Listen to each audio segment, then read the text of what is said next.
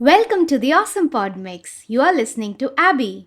The idea behind this podcast was to talk about how certain movies and TV shows made me feel when I watched them for the very first time. A reputed filmmaker once said, "When a piece of art invokes a similar feeling amidst a large audience, it's the triumph of the filmmaker." That's the magic of cinema. I love the magic of cinema. Today, I'll be discussing the third episode of Marvel Studios WandaVision. It's Marvel's first offering in Phase 4. Whether Marvel creates movies or TV shows, they are all cinematic. The third episode begins with the cheerful voice of Wanda saying, "Previously on WandaVision." This episode is a tribute to the popular sitcom of the 70s, The Brady Bunch, Three's Company, and The Partridge Family. Dr. Nelson examines Wanda and concurs she's 4 months pregnant. Vision is confused as he knows it happened in a matter of seconds. The doctor states that it's simpler for women to keep track of their growing babies with fruit. The doctor understands that the fathers tend to get nervous before the birth of their child. Vision is nervous, but he debunks the doctor's theory, saying he's got nerves of steel because he's made of vibranium. As Vision sees the doctor off, Vision requests the doctor to keep Wanda's pregnancy a secret. Outside the house, Vision spots Herbert slicing the bricks of the boundary wall. Vision checks with Herbert if he's okay. Herbert nods. When Vision goes back inside the house, he feels Wanda has gotten bigger. He uses super speed to catch the falling fruit bowl. He catches the papaya from falling, suggesting Wanda is now 5 months pregnant. Cool visual detail there. Vision is now sitting and reading a book titled Better Homes Baby Book. A toy giraffe is put right behind him. The toy giraffe is important because it makes an appearance in other MCU movies and TV shows. Using her magic, Wanda puts the crib together, paints the nursery, and puts up the butterfly mobile. The butterflies come to life when she says she feels fluttery. Vision wants to name the child Billy after William Shakespeare. Wanda intends to name the child Tommy, a classic all-American name because she's always wanted to fit in. Using her magic, Wanda paints a stork carrying a baby on the nursery wall. The paint brand she uses is Simser, a universe of color. That's a nod to their storyboard artist Jerry Simser. Vision is timing his diapering speed on a doll. This doll is essential and will turn up in the later episode. At that moment, Wanda has carved a pineapple, which means her pregnancy has sped up to 7 months. Wanda experiences the Braxton Hicks contractions kicking in. Both Wanda and Vision try a breathing exercise. And it's hilarious the way Paul Bettany and Elizabeth Olsen are performing. The entire house goes into a chaotic frenzy with a blinding light and then, suddenly, lights out. Even the other houses in the neighborhood suffer power cuts. Wanda is worried that the neighbors feel everything going wrong with the town is her fault. Vision agrees with Wanda. As he starts to contemplate, he digs deeper. He is about to put two and two together from the various weird events. Vision, for a brief moment, looks straight into the camera. He says, "Something is wrong here, Wanda." Intense music builds up and we see a glitch. Never in the history of a show over the streaming services has there ever been a glitch like this. I can guarantee that every viewer stopped at this moment and rewinded to watch the scene all over again. It was a very thought out and deliberate edit choice to make it appear like a glitch. You got us, Marvel, and you got us real good. The retake of the previous scene is more in the light-hearted sitcom zone. When Vision realizes the baby is coming this instant, he rises up floating in the air. The breathing exercise literally calms him and brings him down to the ground. Just as they feel everything is better, it starts to rain, signifying that Wanda's water just broke. Cut to commercial. Hydra soak for the goddess within. This is a reference to the time when Hydra experimented on Wanda and her brother Pietro. The phrase "the goddess within" is foreshadowing something that'll come in the later episode. There was a similar reference in the TV show Agents of S.H.I.E.L.D., where Phil Coulson and his other friends are trapped in a framework. Coulson feels Hydra uses chemicals in its soap that seeps into their bloodstreams and controls them, but he makes his own soap now. The rain stops and Wanda uses her magic to dry up the home. Vision rushes to get the doctor. Wanda continues her breathing exercise and hears a noise coming from the nursery. Just then the bell rings. Geraldine is at the door. Wanda tries to hide her belly with an overcoat, a bowl of fruit, and a vase at various points in this scene, which references the times when makers have attempted to hide the artist's baby bump in sitcoms. Geraldine fetches a bucket from Wanda's kitchen. Geraldine wants to tell Wanda a story. Wanda spots that the stork has come to life. She doesn't want Geraldine to see it, so Wanda agrees to listen to Geraldine's story. Even the dialogue here is very smartly written. Geraldine talks talks about the cereal name, and Wanda reacts by saying, "Oh, and the name of the breakfast cereal is Gravity O's." Wanda spots the stork again entering back into the living room. She uses her magic on the stork, but it doesn't work. I believe it's a reference to the fact that the baby is coming and Wanda can do nothing to delay it. Geraldine continues with her story. In walks the client. In walks the stork. Wanda says, "Oh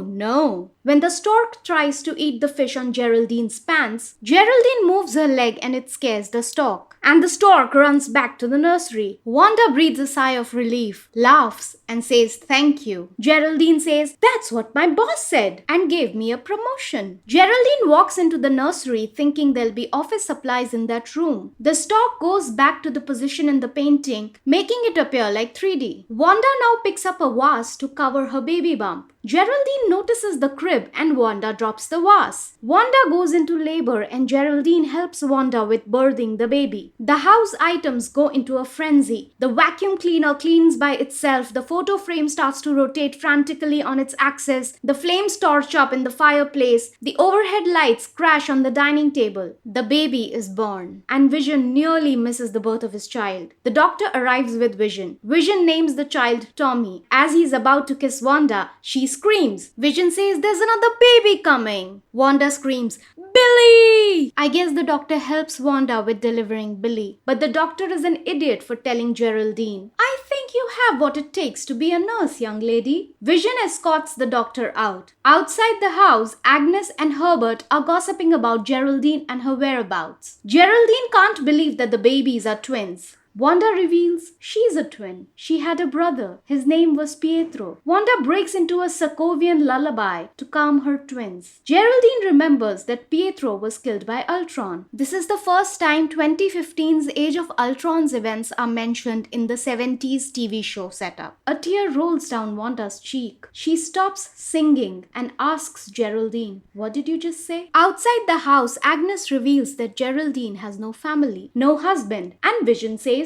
"It's okay." Very progressive of Vision. Agnes says Geraldine has no home. Inside the house, Wanda is disturbed by Geraldine's statement. She constantly asks Geraldine what she said. Geraldine tries to steer the conversation and says she would drug the babies for her. Wanda wants her to leave. She notices Geraldine sporting a sword pendant. Outside the house, Herbert wants to tell Vision why Geraldine is here. She's here because we are all, but he's unable to. Inside the house, Wanda asks about the sword pendant, and Geraldine has no idea what that is. Wanda asks, "Who are you?" Geraldine says, "I don't know." Outside the house, Herbert tries to reveal the secret again to Vision, but Agnes stops him, just like Mrs. Hart was asking, "Stop it," in the first episode. Wanda asks Geraldine one last time. Geraldine is hesitant to respond. This makes Wanda furious and she tilts her head in her signature style. The scene cuts back to Agnes taking Vision's leave, and so does Herbert. Vision rushes inside the home and asks Wanda about Geraldine. Wanda is rocking the babies calmly and replies, "She left, honey. She had to rush home." I can't believe Wanda lied about Geraldine. What else is she lying about? From this point forward, the aspect ratio starts to widen and reverts to 16:9. We see a Westview board and hear the sound of TV static.